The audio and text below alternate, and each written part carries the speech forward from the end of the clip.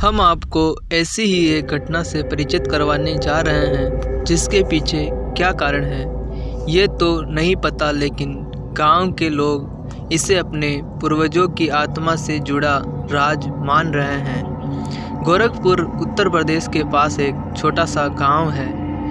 इस गांव की लगभग 5 एकड़ ज़मीन पूरी तरह खाली पड़ी है, लेकिन उल्लेखनीय बात यह है कि यह ज़मीन पिछले कई दशकों से खाली पड़ी है, क्योंकि यहाँ जो पेड़ थे वे भी या तो गिर गए या फिर कटवा दिए गए। इस ज़मीन पर कहा जाता है 2 बड़ी बड़ी हांडियाँ घूमती रहती है।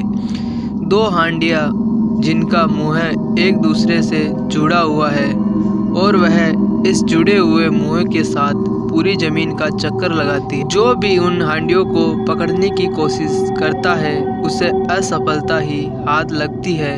वह किसी के हाथ नहीं आती और कहाँ छिप जाती है ये कोई नहीं जानता।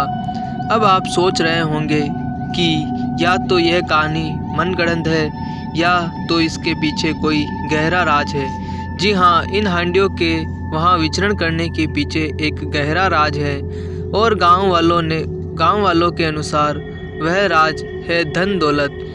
गांव वालों का कहना है कि एक विशिष्ट परिवार के छिपे हुए खजाने की रक्षा करने के लिए ही ये हांडियाँ उस जमीन पर घूमती है। ऐसी मान्यता है कि अगर कोई वस्तु एक लंबे समय तक जमीन में गड़ी रहती है तो उसमें जान आ जाती है, और ऐसा ही कुछ हुआ इन हांडियों के साथ। पहले के ज़माने में जब ना तो बैंक हुआ करते थे और ना ही कोई लॉकर, तो परिवार के लोग अपनी धन दौलत को ज़मीन में गाड़ देते थे।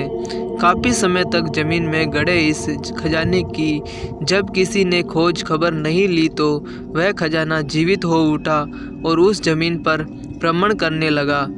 अब आप यह भी सोच रहे होंगे कि इतना बड़ा खजाना होने के बावजूद क्या किसी ने उन हांडियों को पकड़ने की कोशिश नहीं की? तो इस सवाल का जवाब हम आपको देते हैं कि कोशिश तो की, लेकिन वह हांडियाँ किसी के हाथ आने के लिए तैयार नहीं है।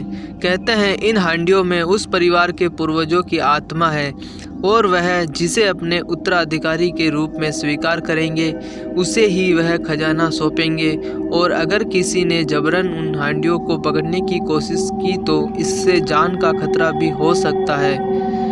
अभी तक उस परिवार की सभी पीढ़ियां इस खजाने को पाने के लिए हांडियों को काबू में करने की कोशिश कर चुकी है, लेकिन किसी को सफलता हासिल नहीं हुई। तो आपको ये कहानी कैसी लगी कमेंट में ज़रूर बताएं, और अगली कहानी सुनने के लिए हमारे चैनल को सब्सक्राइब करें। जय हिंद, जय भारत।